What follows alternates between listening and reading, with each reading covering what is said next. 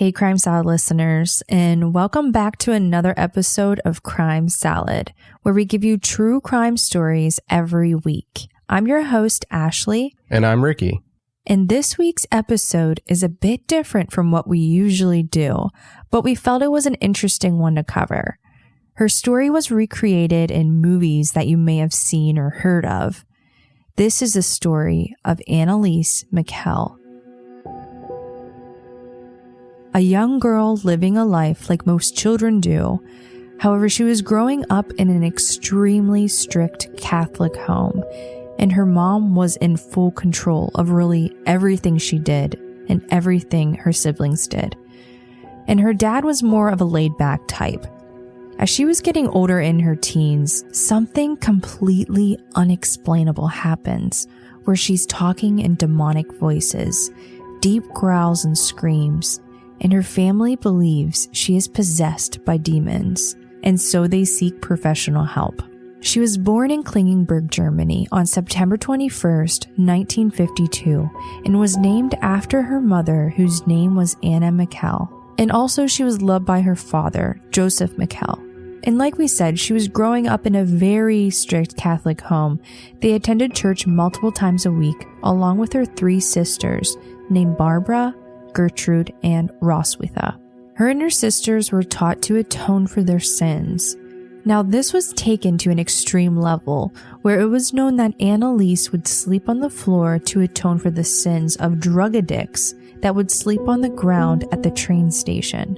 In 1968, Anneliese was now 16, and while she was in school, she had an episode where she passed out and woke up very disoriented. It was strange because this was really the first time anything like this has happened before. But while this happened at school, she didn't think much of it. She kind of laughed it off. But later that night, she was feeling pressure on her body, like something was pinning her down on her chest. And she was aware of what was happening, but had no clue exactly why or what this was. 11 months after this, in 1969, Anneliese was now 17, and she was experiencing the same type of thing twice in the same year, and she was worried and wanted to get checked out. And her mom was worried as well and took her to the family doctor. The doctor's name was Dr. Vaught, and he met with a neurologist, Dr. Luthi, where he ran an EEG test. An EEG test tracks and records brainwave patterns, but all the tests came back normal. It was believed that she was having signs of a seizure. The next year was 1970. She had a seizure on 3 different occasions, so doctors prescribed her an anticonvulsant medication. And then fast forward to 1972, the same episode was happening again on 4 different occasions. So doctors prescribed her Dilantin, which is an anti-seizure medication. And at this time, another EEG test was performed, and the results came back normal with mild irregular patterns, but still not giving the reasons for the symptoms Anneliese was having. Now, the seizures that she was having were few and far between throughout the years. However, she was diagnosed with temporal lobe epilepsy. And what's interesting is the temporal lobe affects sensory perception, memory, and emotion, which is the same area that is affected by seizures. And some patients that experience these seizures claim to have hallucinatory experiences. In 1973, Anneliese fell into a deep depression, and she was thinking about taking her own life. Things were really tough for her. She was starting to have hallucinations of the devil when she was praying, and hearing the devil speak to her saying rotten hell and other disturbing things. Which this was very alarming and very frightening for her.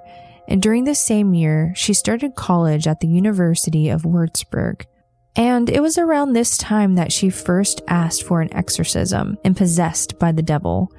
It's believed that she started to see things like devils dancing around, but the local priest declined her request twice, saying that the bishop needed to approve all exorcisms before they're performed. Things were getting much worse with Anneliese's behavior. She was becoming very worried, and her family was too. And at this point, they were getting more and more worried because Anneliese was praying obsessively, and she was doing over 600 genuflections a day. A genuflection is where you bend to the ground on one knee to pray, and a double genuflection is where you get on both knees. But when Anneliese would do these, she would slam her knees into the ground and pop back up, and slam herself onto the ground again. She was doing this obsessively over and over all day long. And this created a type of wear and tear on her ligaments.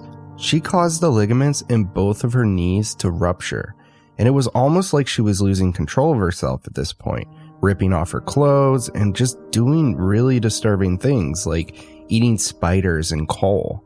She even bit off the head of a bird, and for 2 days she got under a table and barked like a dog. She then urinated on the floor and licked it up with her tongue. She would scream for hours on end, just screaming over and over and over. Now, obviously, we don't often hear about exorcisms being performed in the news today, but there's actually a growing request for them today. But this was pretty unusual for the 1970s. There were only about a handful of priests who would actually perform an exorcism, and if they did perform them, it was usually done in secret, which is exactly how Anneliese's was. And probably another reason we didn't hear about them much in the news, especially in Germany. In 1975, Anneliese was asking for an exorcism, but before an exorcism can be done, it needs to be approved by a bishop. So first she was seen by multiple priests, and they all believed that she was most definitely possessed by demons. She had a darkness to her and would avoid looking at any religious imagery. It would not drink or touch or even go near any holy water. A priest named Adolf Rodwick, he was a satanic specialist of sorts, and he never actually met Anneliese, but specialized in this kind of thing. And he believed that she was possessed by demons and that the seizures she was having was a clear sign of this. And it was something he believed could not be helped by medication, so an exorcism was really the only treatment that he recommended. And Anneliese's parents agreed completely, and they committed to only relying on religion and faith, trusting their religious beliefs and the priest who convinced them that their daughter was possessed by demons. The exorcisms were performed in accordance with the Roman ritual. This was basically a priest's service manual that contained the only formal exorcism rites sanctioned by an established church. It was first written by Pope Paul V in 1614, and something that I found interesting is the book makes a point to caution the priests to only use an exorcism on those who are actually possessed, and not just the mentally ill. So when the exorcism started, the first one was performed by Pastor Alt and Father Renz. The first one was on the 24th of September in 1975. They held 1 or 2 sessions a week in total, and Anneliese endured over 67 exorcisms over a 10-month period. It was a really long, dedicated process, and it was exhausting for everyone involved, and I could only imagine that it got really disturbing at times. They recorded some of the rituals, and the audio recording is available online. However, it's in German, but we did come across a few that had English subtitles. And honestly, they're pretty hard to get through. And what she went through is extremely awful. And I think with just all the pop culture references that we often see in movies and television, it's pretty easy to make light of the matter. But listening to these recordings really opens your eyes to the condition that Anneliese was in. And it really does make you question if she was actually possessed. And what's worse is if she wasn't actually possessed, this really shows just the extreme mental illness that she was suffering from. Like, she was in an awful state of mind, if that's the case. So in total, there were about 43 recordings, making up for about 42 hours in recorded footage. And in the tapes, between the talking, Anneliese would growl, make these deep throat gargle noises, swear, scream, and just kind of go nuts. It's terrifying to listen to. And you can kind of just hear everyone kind of focusing in on Anneliese. And she had to be restrained in order to comply. She would display an insane amount of strength in resisting the exorcisms too. She would violently just launch herself up against the walls and onto the floor. It was kind of nuts and not human-like. Photos from the sessions show Anneliese with big black eyes being held in a headlock with hands on both sides of her head. Her mother is even shown restraining her in some of the photos. And at almost all times in all the pictures that we see, Anneliese is either tied up or chained down. After seeing these pictures, it's really hard not to notice how different she looks compared to the pictures that were taken when she was healthy. And you can see these on our website. And during the exorcisms, Anneliese is voicing the demons that are inside of her. She was said to be possessed by 6 different demons: Cain, Nero, Lucifer, Judas, Hitler, and Fleshman. And something that I thought was interesting is that during the conversations between the priests and Anneliese, well, the demons that were in Anneliese, the conversation often didn't make a lot of sense. It was kind of just partial sentences that would taper off, and they didn't really go anywhere. And it kind of felt that the priests were always just leading the conversation and would try to coach an answer out of her. And for instance, they would talk about her fear of religious artifacts, and Anneliese would demand the priest to stop talking. And then she would just start cursing when they begin to cast the demons out of her. And they just kept bringing up, religious figures, and then she would say bad things about the church and their wrongdoings. It was all pretty repetitive, and as the priests keep making demands and lead the conversation, she would say more.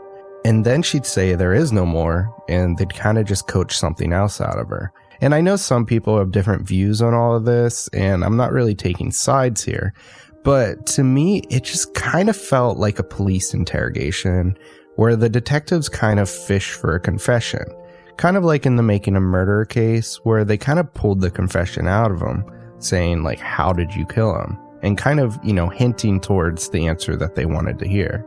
And another thing that I found interesting is Father Wren said in a later interview that Anneliese would speak in other languages, some of which were languages that he didn't even understand.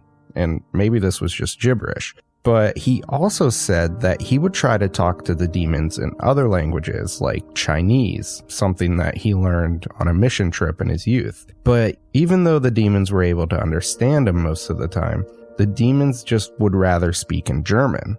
So this is kind of weird to me because if you remember, Anneliese excelled at languages in school. Even though I'm not sure what languages she actually spoke, this kind of makes sense. And towards her death, Anneliese stopped eating and drinking completely. And she often talked about her death as a way to atone for her sins. And at this point, she was having more and more seizures, which she believed that the demons were just getting worse. But she was no longer taking her medication, so this could easily explain the uptick in seizures. So she stopped eating because she believed that the fasting would help her get rid of the demons that were inside of her.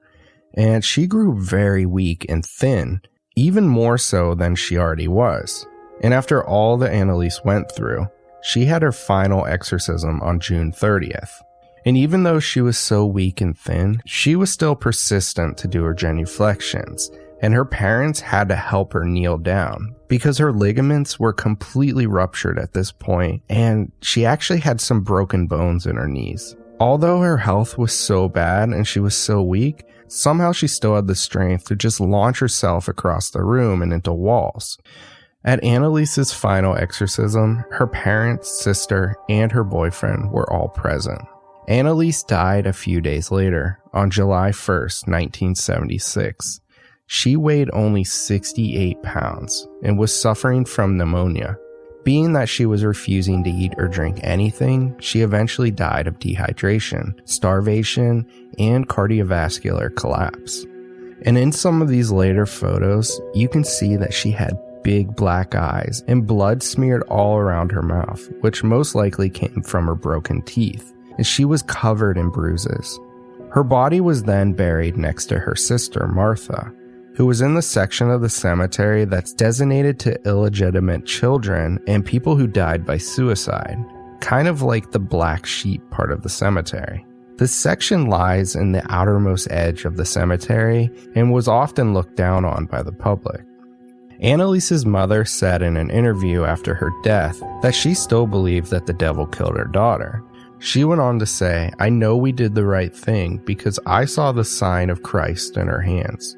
She was bearing stigmata, and it was a sign from God that we should exorcise the demons. She died to save other lost souls, to atone for their sins. So we know that this exorcism done on Anneliese was done secretly without the public's knowledge. And sadly, it wasn't until after her death that it became public, and the district attorney began to investigate her death. And once this happened, the media began to pick up the story. Shortly after, Ernst Alt, Arnold Renz, and Anneliese's parents were all arrested and charged with murder. The trial began on March of 1978 in front of 3 judges and 4 jurors. All 4 were charged with neglect homicide for failing to get medical help, and the bishop who approved the exorcism was initially charged as well, but his charges were dropped before the trial began. A defense motion was filed stating that the trial violated freedom of religion and his charges were dismissed. There was a prayer request before the trial started from Joseph Michel, but his request was denied. During the trial, the chief prosecutor recommended fines for the priest, but requested no punishment for Anneliese's parents, stating that the loss of their daughter was punishment enough. There were 20 witnesses in total, and 7 of them were doctors who were called to testify in the case. There were medical and psychiatric experts that testified that Anneliese was not possessed, but was suffering from the effects of epilepsy and the psychological effects of her upbringing. And there was also a testimony saying that it should have been clear to the defendants that Anneliese needed medical help. However, in their defense, the priest and Anneliese's parents said that they were not aware of how far gone Anneliese was and was only doing what was best for her at the time. And the defense also commented that Anneliese's religious beliefs inspired her to turn down medical intervention. And it's interesting that the judge even made a statement saying how he believed that if Anneliese would have gotten help just 10 days earlier, she would have likely survived, which echoed the medical testimony. On April 21st, 1978, they all were found guilty of neglect homicide. The court decided that it would have been evident that Anneliese required medical help and they failed to get her the assistance she needed. Ernst Alt, Arnold Renz, and Anneliese's parents were all sentenced to a 6-month suspended sentence with 3 years probation. Now, we came across something that was a bit strange. Oddly, around 2 years after Anneliese died, Anna and Joseph, her parents, had their daughter exhumed. Basically, they had her coffin dug up. They claimed that they did this to replace her cheap coffin with something better. However, there are reports that a nun had a vision that Anneliese had not decomposed. So they dug up her grave and saw that her body did in fact show decomposition consistent with her time of death. And oddly enough, her parents weren't able to watch closely, but they were able to watch from their house, as they were able to see the cemetery from one of their windows. Maybe this was an attempt for their parents to prove that if her body wasn't decomposed, then maybe she was possessed. But being that her body was decomposed, it kind of goes against their theory. Anneliese's gravesite is now a religious tourist spot, with buses stopping to pay their respects constantly. She is now known as sort of an unofficial saint. The church has since updated their exorcism handbook in 1999, but they still maintain that possession is a real thing. However, priests that perform exorcisms must now have medical training. The movie The Exorcism of Emily Rose was made in 2005 and based on the Anneliese Michel exorcism. However, it takes place in America and not Germany. And of course, a movie like that is a little bit exaggerated. And as far as the people in the town where Anneliese lived and died don't like to remember or don't like to talk about what actually happened, it is still a source of shame for them. As of today, it's practiced to not jump to conclusions that there is a possible possession, since there are so many cases of hysteria or other kinds of emotional disorder that may seem to be possession. And I feel like this is a good spot to bring attention to mental health awareness. What Anneliese suffered through was absolutely horrific. And although her case was severe, it's more common than you think. Mental illness is a serious thing that sometimes is kept a secret, or maybe it's embarrassing to some to even bring up. But that's why there are doctors to help with mental health. But for now, this concludes this week's episode. Be sure to check out pictures of this case on our website at crimesaladpodcast.com, where you can see pictures of Anneliese and audio recordings of her exorcism. But just be warned that they're pretty graphic. And also, we'd like to credit our sources, which will have a list up on our website. And don't forget, you're also invited to join us on our Crime Salad Facebook discussion group, where you can post links to cases you think are interesting or share anything crime related and meet other True Crime Salad investigators just like yourself. And feel free to invite a friend. And if you would like to help support Crime Salad, follow us on Himalaya and write us a 5-star review on Apple Podcast or wherever you're listening to us now, so other listeners can get their hands on Crime Salad. Remember to follow us on Instagram and be sure to tell a friend about Crime Salad. Thank you all so much for listening. See you next week. Crime Salad is a true crime podcast delivering a healthy portion of crime. Crime Salad is a Weird Salad production. Are you kidding me? That was perfect. All the blood, all the pain.